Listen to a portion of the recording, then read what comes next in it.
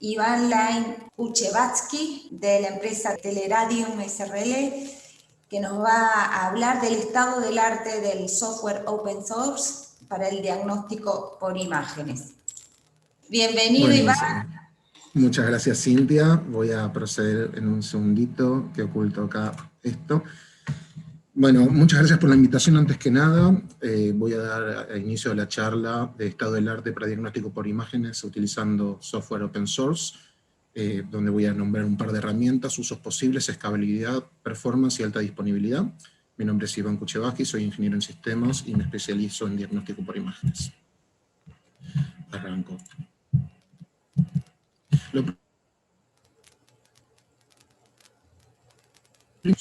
Obviamente no tenemos una solución. ¿Hola?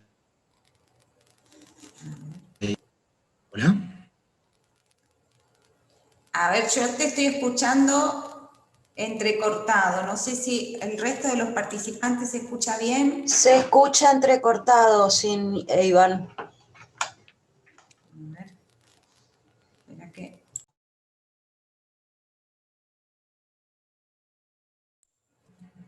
Iván, ¿querés probar ahora?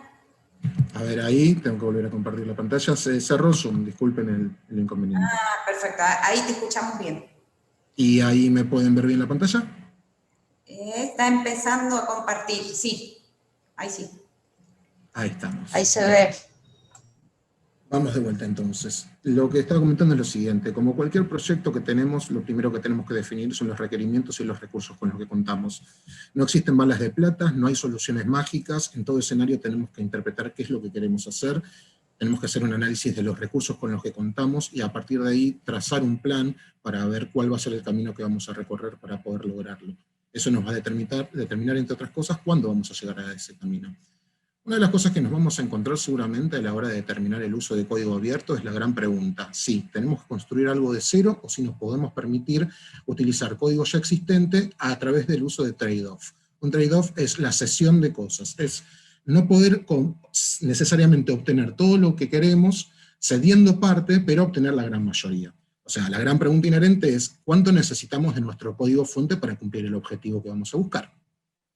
Otra de las cosas que tenemos que analizar son los requerimientos no funcionales que tienen nuestros proyectos. Por ejemplo, la alta disponibilidad.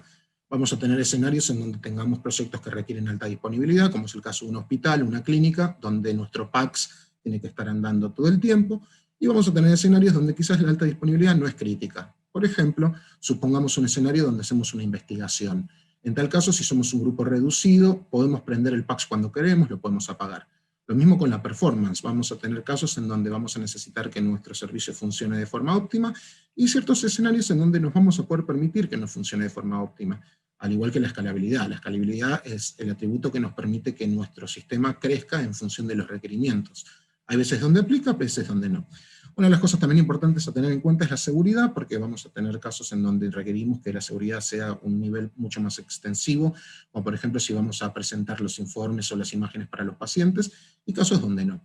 Y lo último es definir dónde va a estar funcionando nuestro sistema, si va a ser de forma local en nuestra computadora, remoto, accesible a través de un VNC, TeamViewer o cualquier plataforma, o en su defecto en la nube, o modo cloud, que nos permite de una forma rápida, utilizando navegadores, que son los contenedores livianos, por ejemplo, Internet Explorer, Chrome, Firefox, cualquiera que esté al alcance de nuestro poder utilizar las herramientas que vamos a usar.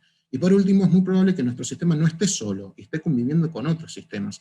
Entonces tenemos que tener en cuenta las funciones de interoperabilidad, utilizando por ejemplo HL7 para la mensajería, CDA para los documentos clínicos y la terminología clínica necesaria, hoy por lo general utilizando SnowMedCT, pero existen otros jugadores como ICD, Loink, Radiology Playbook, etc.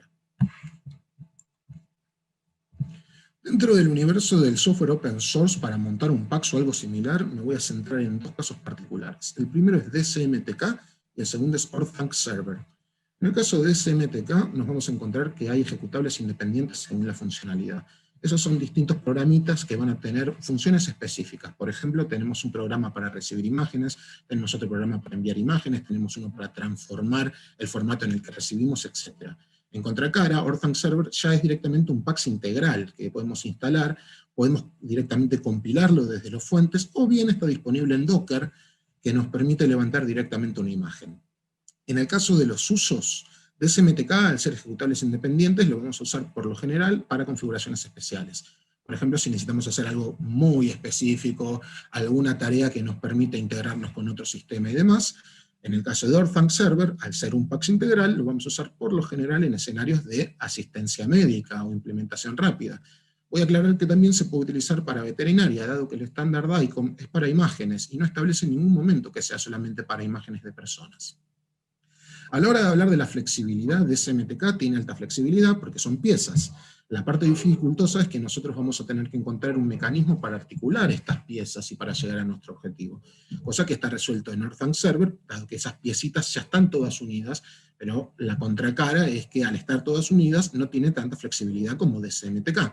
Lo interesante es que Orphanc provee una interfaz, trae una API REST, que nos permite a nosotros desde nuestro código consultarlo y hacer uso de todas las prestaciones que tiene un PACS, por lo que nuestros sistemas podrían integrarse fácilmente con un servidor Orphanc y hacer lo que queremos por afuera, solamente consultando a través de la API lo que queremos. La comunidad de DSMTK es grande, la comunidad de Orphanc Server es mediana en crecimiento, y ejemplos concretos de DSMTK puede ser, vamos a suponer que tenemos un software de inteligencia artificial que requiere recibir imágenes para funcionar. No tiene sentido montar un PACS. Lo que podemos hacer es utilizar solamente uno de los componentes de DSMTK, recibir esas imágenes y suministrárselas al software de inteligencia artificial. O por ejemplo, DICOM Proxy, que consiste en recibir imágenes, hacerle algún tratamiento a esas imágenes y después enviárselas a otra de las entidades, o bien routing, que es elegir a quién se las envío. En el caso de Orphanc Server, el ejemplo más clásico son las clínicas, hospitales, veterinarias y universidades. Voy a extenderme un poco más en DSMTK. Es un producto alemán que no tiene interfaz gráfica, son todos comandos de líneas, tiene muchas funciones. Por ejemplo, los archivos DICOM que contienen adentro las imágenes de los pacientes tienen una sección que tiene metainformación. Esa metainformación contiene, entre otras cosas, los datos privados del paciente, nombre, apellido, fecha de nacimiento, cuál es el técnico que realizó el estudio, cuál es la clínica o centro asistencial donde se hizo el estudio, etc. Esa información, por ejemplo, la podemos llegar a extraer utilizando una de las funciones que nos permite guardar esos datos en un archivo JSON, en un archivo XML. También podemos transformar las imágenes en PDF, podemos enviar y recibir imágenes, podemos transformar esas imágenes y comprimirlas en algún formato como lossy o lossless. El formato lossy perdemos información, pero tenemos mucho mayor nivel de compresión, mientras que el lossless tiene menor compresión, pero no perdemos nada de información. Permite también trabajar DSMTK con worklists. Las worklists son las listas de trabajo en las cuales las modalidades, los equipos saben cuáles son los pacientes a atender. Entonces, el técnico que está delante de un equipo, por ejemplo el resonador, consulta la worklist y automáticamente carga todos los datos del paciente, y eso nos permite minimizar el nivel de errores, porque no tiene que cargar ningún dato a mano. También permite manejar la sintaxis de transferencias, curvas características, DICOM-dir y varias más. El código fuente de DSMTK está en 6C++, está disponible en GitHub, y tenemos múltiples ejecutables según el sistema operativo. A la hora de integrarnos con DSMTK tenemos dos formas rápidas. La primera, que es más laboriosa, consiste en usar el código fuente, tenemos que interpretarlo, ver cuáles son los lugares en donde podemos integrar con lo nuestro, o bien podemos ejecutarlos como si fuesen directamente archivos ejecutables, y en función de su salida, si hay un error o hay un éxito, hacer lo que nuestro sistema quiera. La contracara es que requiere tener conocimiento de cómo funciona el mundo DICOM y los workarounds o alternativas a los problemas que no resuelve DSMTK. Vamos a suponer que tenemos un escenario donde recibimos imágenes y la queremos comprimir. DSMTK no se encarga de analizar si la imagen que recibimos ya está precomprimida. Entonces tendremos que hacer algo por nuestro lado para analizar si es viable o no la compresión. En el caso de Orphanc Server, que es un producto belga, la gente que lo desarrolló utilizó DSMTK de base, utilizó estas piezas y las articuló para poder armar una estructura sólida. Los fuentes están en C++, contiene, como indiqué previamente, una API REST para hacer integraciones, y algo muy interesante que tiene es que separa por un lado las imágenes y por otro lado la metainformación, o sea, esa información que tienen los archivos sobre el paciente, y los lugares y donde se hizo las prestaciones y demás. Eso es muy interesante porque nos permite, por un lado, tener almacenamiento de archivos en un repositorio que puede ser, por ejemplo, un S3 o cualquier storage de objetos, y por otro lado, tener la metainformación en base de datos. Entonces, si tenemos que hacer consultas sobre los pacientes, podemos consultar a la base de datos y no tener que tocar los archivos. La interfaz web que tiene es bastante limitada, por lo que seguramente tengamos que extenderla con código nuestro. A la hora de hablar de la disponibilidad, está disponible para Docker, como indiqué previamente, por lo que podemos levantar una imagen, y eso es muy interesante porque nos permite escalabilidad horizontal. Eso nos permite que si tenemos máquinas virtuales, podamos poner a lo largo de las máquinas virtuales un ORTANC, Y si tenemos problemas, se cae una máquina virtual, Kubernetes, que es un orquestador, es un software encargado de que funcionen estos máquinas, correctamente dicho, estas virtualizaciones, estas imágenes, Kubernetes nos va a permitir que restauremos rápidamente ese servidor que se cayó. O en su defecto, si necesitamos mayor cantidad de procesamiento, también va a encargarse Kubernetes de generar nuevos servidores. Trae un plugin para S3 para guardar las imágenes en un Object Storage y trae por defecto soporte para SQLite, MySQL, PostgreSQL. Otra de las funcionalidades que tiene, por nombrar algunos Orphan Server, es Anonymization y Modification, que nos permite agarrar un estudio y sacarle los datos sensibles, algo que es muy útil para investigación. Modification nos permite modificar los datos de esta información de una imagen y poner lo que queremos. Podemos extender la funcionalidad utilizando el UE Python. Tenemos también soporte para Whole Slide Microscopic Images, que son imágenes de anatomía patológica, que vienen en formato TIFF, las podemos transformar automáticamente con Orphan Server en DICOM y verlas desde cualquier visor. También tiene la funcionalidad de Modality Worklist, y algo muy interesante es el Recycle Protection, que permite que pongamos un ciclo de vida a las imágenes. Entonces las imágenes que hace mucho tiempo no se consultaron, se pueden borrar, o al revés, con Protection evitamos que se borren. Desde el punto de vista del protocolo DICOM, Orphan Server soporta DICOM Storage Commitment, que es muy interesante. Es una forma en la cual las modalidades, por ejemplo, un equipo de rayos X, enviaría al PAX las imágenes, y el PAX le garantiza que recibió todas las imágenes. Entonces, ese equipo, en este caso rayos X, podría eliminar el estudio de su disco rígido.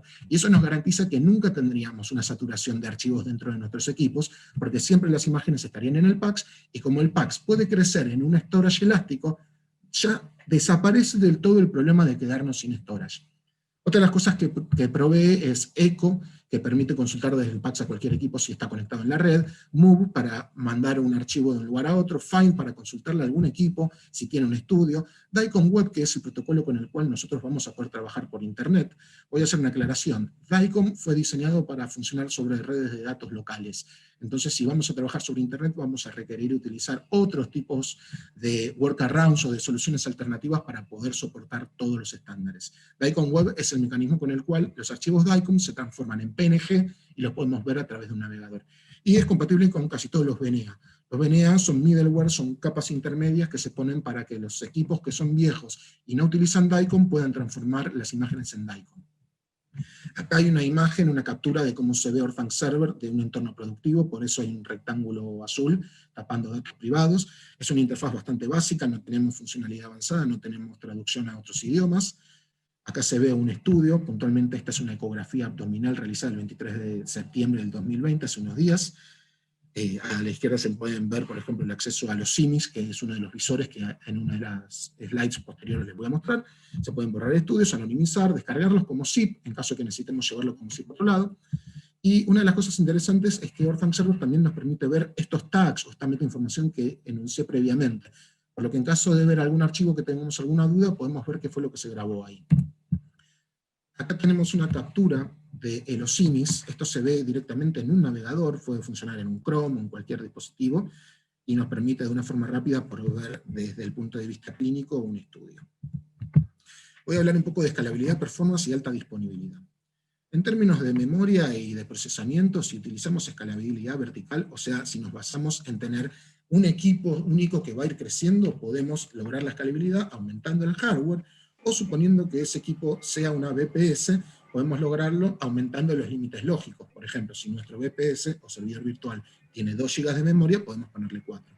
En el caso que utilicemos escalabilidad vertical, o sea, equipos físicos, obviamente tendremos que tener las redundancias necesarias.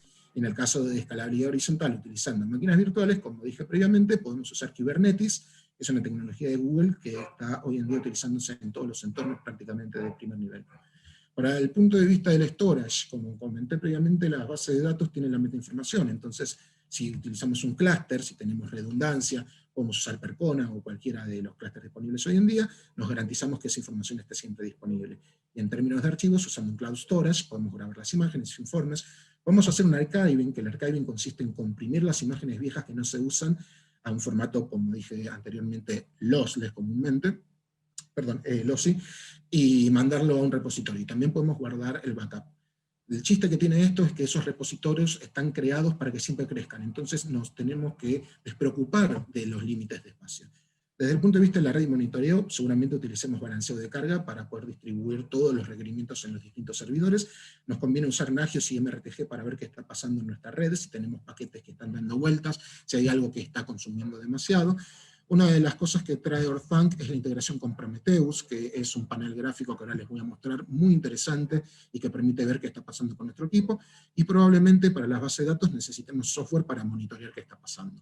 Desde el punto de vista de la seguridad, como dije, DICOM está diseñado para redes locales, por lo que vamos a tener que implementar muy probablemente una VPN o algún cerco perimetral de seguridad.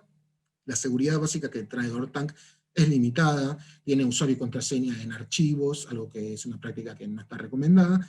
Entonces, las formas más comunes de resolver esto es haciendo algún tipo de solución dentro de nuestro entorno, y una vez que el usuario está dentro de nuestro entorno, ya nos garantizamos que cumplió con todos los requerimientos. Entonces nos desligamos de tener que hacer seguridad dentro de Orthanc. Y por último, una cosa muy común son los firewalls dinámicos para los AET. El problema es el siguiente: los PACs por lo general, para poder enviarle imágenes a los médicos, requiere que los médicos tengan un nombre de usuario, algo llamado AET, y una dirección IP. Esa dirección IP, si estamos en internet, puede ir rotando según nuestro proveedor. Entonces tendremos que tener en consideración reglas para poder modificar eso, y que nuestro sistema se adapte a esa rotación. Acá tenemos una imagen de cómo se ve Prometheus con Grafana. Grafana es un estilo gráfico que tiene Prometheus, y podemos ver acá, por ejemplo, un sistema que está funcionando hace 4 semanas y media, con 40 cores de núcleo, con la memoria utilizada, el uso del procesador. Es muy fácil de entender y nos da una perspectiva muy rápida de qué está ocurriendo en nuestro entorno. Respecto al RIS, que es el sistema de radiología que se integra con el PACS, lamentablemente en este aspecto no existen proyectos de código abierto. Después de investigar mucho a lo largo de muchos años, llegué a la conclusión que la comunidad adhiere en que el motivo por el cual no hay un RIS de código abierto es que los procesos son muy variados. Dependiendo de cada uno de los lugares vamos a tener distintas necesidades sobre el tratamiento de información. Entonces, las alternativas que hay hoy en día son utilizar sistemas de registro médico, los EHR o EMRs, o en su defecto se sugiere construir un RIS propio.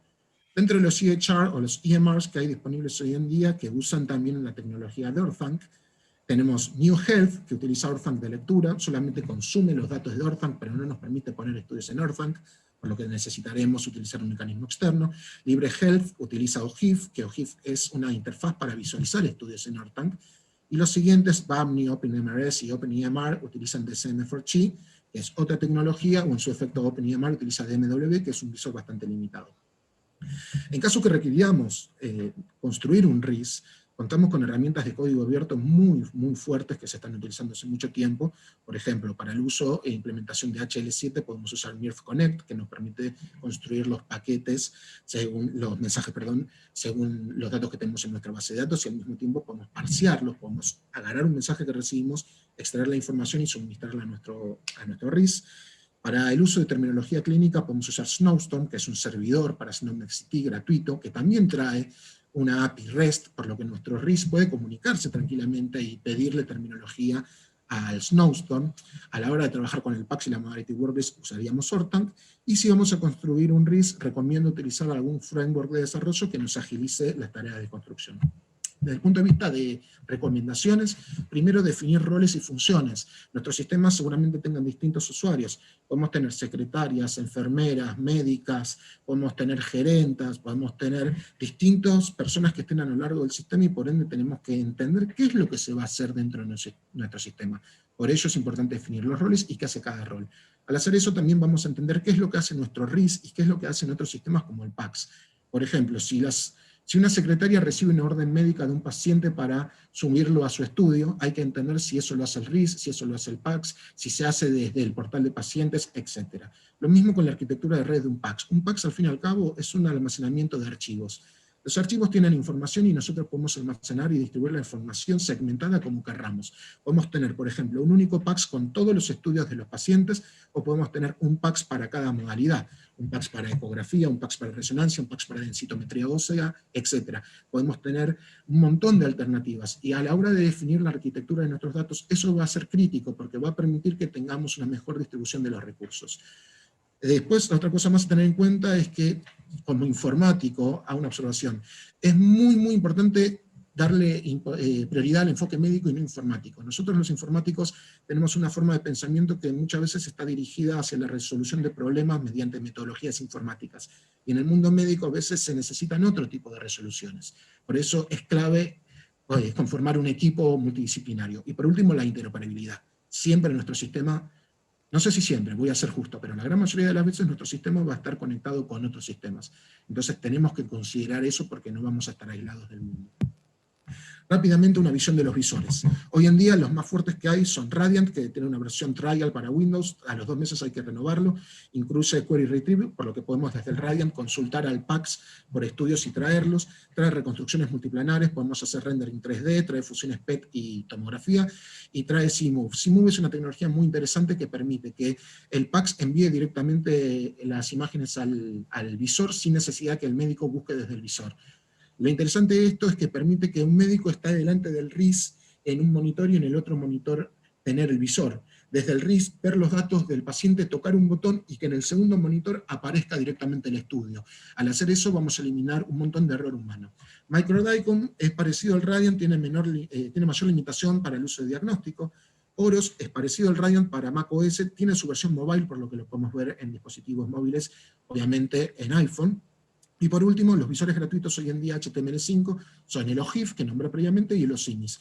No son responsive, por lo que si lo abrimos en visores más chicos quizás se vean mal, no soportan 3D, requieren DICOM Web, que como dije previamente es la transformación de DICOM a PNG, son cero footprint, algo que es interesante, no requieren ninguna instalación. Abrimos un Chrome y podemos ver imágenes, y son ideales para los pacientes y para los médicos que no requieren algún tipo de estudio avanzado. Por ejemplo, si un médico requiere ver si un médico necesita ver disculpen, se está frenando la pantalla. Si un médico necesita ver un estudio y no requiere algún tipo de cuestión avanzada, por ejemplo, tiene que ver una placa radiográfica, directamente puede verlo a través de acá.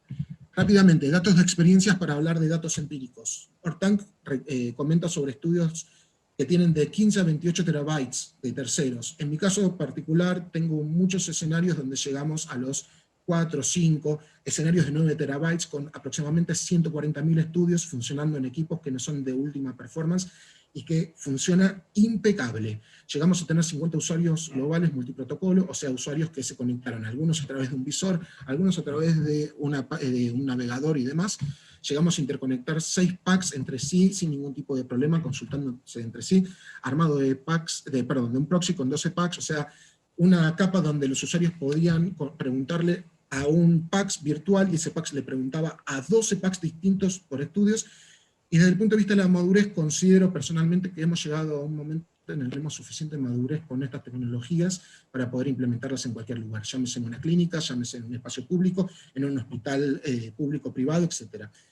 Desde el punto de vista de las modalidades, yo personalmente probé todo lo que es rayos con radiografía directa, con fluoroscopía, con odontogramas, tomografía, resonancia magnética, ecografía, densitometría, PET, mamografía, reportes estructurados, que son los reportes que van dentro de un archivo DICOM. El punto flojo que hay que tener en cuenta es que las annotations son vía exporte estructurado. Esa es una limitación que tendremos que tener en cuenta a la hora de desarrollar algo. No cuenta Ortank con imágenes KIM, que son las que permiten que un médico indique, por ejemplo, que un estudio es para investigación, y todavía se nota alguna diferencia dentro de las prestaciones que tienen los visores propietarios y los visores open source. Sin embargo, una ventaja que tenemos es que podríamos tranquilamente montar toda nuestra estructura e infraestructura utilizando software open source y solamente contratar algún visor propietario para casos específicos. Entonces nos ahorraríamos un montón de dinero y tendríamos las herramientas bajo nuestro poder al ser los dueños del código. Y por último, no tiene MPPS. Rápidamente, MPPS es lo siguiente: una worklist, como indiqué, es un estudio de un paciente. Ese estudio puede tener varias prácticas, supongamos resonancia magnética de hombro y de cadera. El MPPS es lo que permite que el técnico indique que ya se realizó la cadera y falta, por ejemplo, el hombro. Eso no lo tiene Ortank, y es una limitación que podemos llegar a resolver a través de nuestro RIS. Por último, he también participado directa e indirectamente de experiencias donde se integraron Ortank con análisis estadísticos utilizando el lenguaje R para poder ver producciones sobre la cantidad de estudios que se realizaron y demás, enfermedades, Business Intelligence con terminología clínica, que nos permitía sacar relaciones entre los pacientes, los lugares geográficos, las patologías detectadas y demás. Y por último, Deep Learning con imágenes, que es algo que es muy fuerte, que está hoy en día, que permite directamente desde nuestra plataforma de imágenes enviar las imágenes que consideramos posibles de analizar por un sistema de inteligencia artificial, y que el sistema ese haga el procesamiento necesario y nos dé un feedback para poder complementar la información que tenemos de un estudio. Les agradezco por el tiempo dedicado, la atención. Quisiera hacer una mención especial a la comunidad. En Argentina y en Uruguay también contamos principalmente con personas que tienen un altísimo nivel de conocimiento, una dedicación enorme y una pasión tremenda por lo que hacemos, y siempre están dispuestos a colaborar en cualquier duda que tenemos. Considero que es sustancial tomar esto en consideración y aprovechar esa ventaja que tenemos para poder consultarle lo que sea. Debido a eso también suministro, entre otras cosas, mis datos de contacto. Estoy abierto para cualquier necesidad. Me encanta participar en los proyectos relacionados con esto, y creo que estamos en un momento muy importante, dado que contamos desde hace un tiempo con un Ministerio de Salud que está apoyando enérgicamente todas estas políticas y buscando un estándar dentro de la comunidad. Y doy el pie ahora para cualquier pregunta, consulta, opinión o experiencia que quieran compartir. Muchas gracias. Bueno, muchas gracias, Iván. Súper jugosa la presentación con todas las posibilidades que hay de implementar sistemas open source.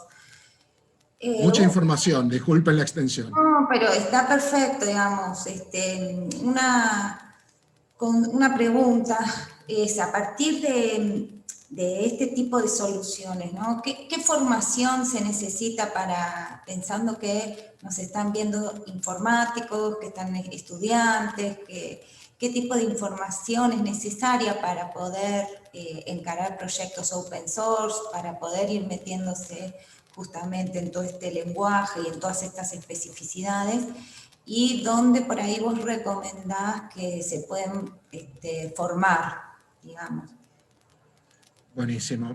Primero, la información lamentablemente está muy segregada, separada, segmentada a lo largo de Internet. No contamos con una sola fuente fidedigna, salvo que hagamos un curso específicamente en DICOM, y es algo bastante tedioso, porque percibo que la pregunta está más orientada desde un enfoque práctico y no tanto teórico. Mi experiencia personal consistió de dos, llamémoslo, facetas. La primera consistió en prácticamente levantar un ORTANC, jugar, meter mano, romper el ORTANC, volver a levantarlo. Como comenté, existe ORTANC en versión Docker. Si buscamos dentro del sitio de ORTANC, vamos a ver que hay un instructivo que nos enseña cómo en segundos nomás levantar una instancia de ORTANC.